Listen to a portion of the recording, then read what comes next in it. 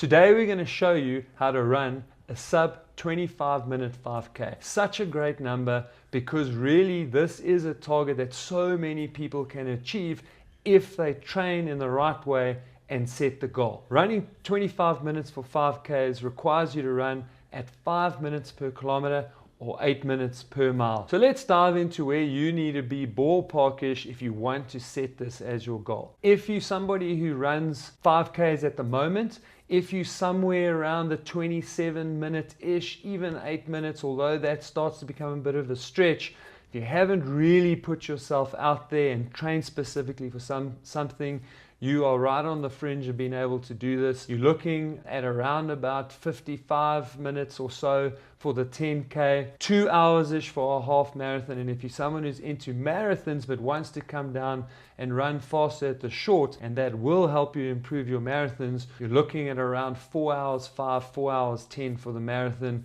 to make this a realistic target. So before we dive into the specifics of the plan, let's look at the plan as a whole. The plan is a 12-week plan, and it's broken up into 4-week blocks. Each of those blocks has a specific purpose and a method to the madness, as I very often like to say. And so these 3 blocks have been built in such a way that they're 3-week build, 1-week recovery. So the first 2 blocks are that sort of principle where they have that idea in mind. The third block, which is another 4-week block, is slightly different, which includes a taper period, which I'm going to dive into a little bit more detail a bit later. So the first 3 weeks of phase 1 does gradually build in terms of running volume. How we break the weeks down, so I'll talk about week 1 for example. We typically have our structure in the week where we will do a Monday and a Wednesday strength session. I'm going to discuss strength a little bit later in this video. On a Tuesday is where we like to generally put our higher intensity sessions. So in this particular block, in week 1, we will be doing 1-minute hill repeats. Those hill repeats will have a 60 to 90 second rest period or recovery period between each of those. And the hill repeats in this particular phase are aimed at improving our running strength. All right, so it's strength while running. So hill repeats on a Tuesday. Our Thursday typically is then a shorter, easy run. So focus again on the easy run. It'll be a shorter run. In this particular structure, how we've structured it is to have Friday as a rest day. Remember, with all of our plans, we try and incorporate at least 1 rest day in per week. And then moving into the weekend is where we then start to build in terms of the running volume. Still easy runs. Saturday in this plan has got a long run.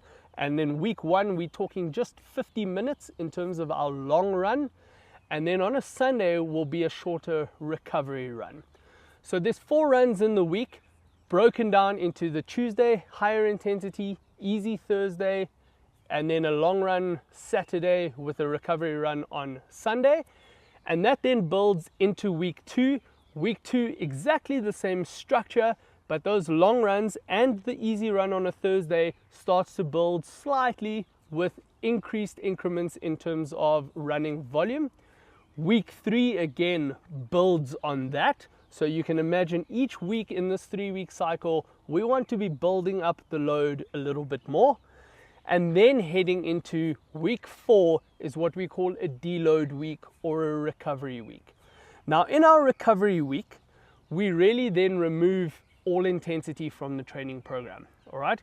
So we cut down our strength training by a session. We'll only do the 1 in the week. Again, I'll touch a little bit more detail in that shortly. We then, instead of a Tuesday where we do the high intensities normally, in recovery week, we will just do a short recovery run, or a short easy run rather. Thursday becomes a recovery run. Saturday then becomes a time trial. Now we like to put a time trial in at the end of a recovery week. 1, because the recovery week allows us to freshen up before the time trial. And the purpose of us using a time trial is there is a progress measure. So we like to see how the previous 3-week cycle, what it's done to the training, how you've improved, what needs some tweaking in the plan. We run a time trial, we see where you are at that stage, and then moving on into the next phase of the training plan. When talking recovery or deload weeks, this is week 4, so the end of phase 1. In week 8, at the end of phase 2, you will have the same recovery week as the end of the first phase. So week 4 and week 8 will be exactly the same sessions, finishing off with a time trial at the end of those weeks. Moving into phase 2 of the sub 25 minute 5K plan, we're going to transition from working on strength to working on speed endurance. So we effectively are using slightly longer intervals, pushing you quite hard, and that is building you up to being able to hold a sustained effort for longer. And at the same time, we're going to be slowly increasing the longer runs on the weekend, so we can also at the same time build your endurance. So those are the two main key areas for the second phase, or the second 4 weeks of the training plan. All right, so let's dive into the third block. This is the last block before you getting up to race day. For the most part, the plan follows similar sort of structure as the last 2 blocks, specifically in terms of the frequency and when you're doing your session. So your interval sessions are still on a Tuesday, you're doing a recovery run on the Sunday and a longer run on the Saturday, as well as an easy run generally on the Thursday. So the structure or the frequency of those runs is same as the previous 2 blocks. However, here we start changing things slightly. When we're talking about the intervals, we are really focusing on more speed orientated intervals. We're wanting to get closer to, as we're getting closer to race day, we're wanting to work on that aspect. And so you'll see 400 meter repeats coming up in these intervals. But as we get closer to race day and as we start tapering, we're going to drop the volume of those down, as well as the distance. So we drop down to 200 meters so that we're keeping the intensity up but dropping the volume down as we go into our taper period. The long runs will continue to pick up, and then again as we get into taper period, those will start dropping down a little bit more. And again, the frequency of these runs stays the same, so you're still running on the same number of days. The only time that differs is in your race week, where we'll have a shorter, sharper session on the Tuesday. So we're still keeping, again, that intensity up, but dropping the volume. And then you'll just have like a nice little run out, a short 20-minute run just before race day, just to loosen up the legs a little bit. And then 2 days rest before you get into your 5K race. Strength training, as you know, is vitally important here. And we do incorporate strength training through the 12 weeks. And Dev's going to go into the nitty-gritties of that with you now. So the strength training that we incorporate in our plans, all of our plans have strength training, and remember, we really drive home the importance of strength training. How we structure the strength training in this particular plan is on a Monday, we do a lighter session. So the idea of the lighter session is we're usually coming off a big weekend of training before. So the Monday will be a lighter strength session, usually some band, some core work, and really focusing almost on prehab kind of work, so injury prevention type of exercises in that session. Our second session for the week is then on a Wednesday, and that is at a more medium to advanced level.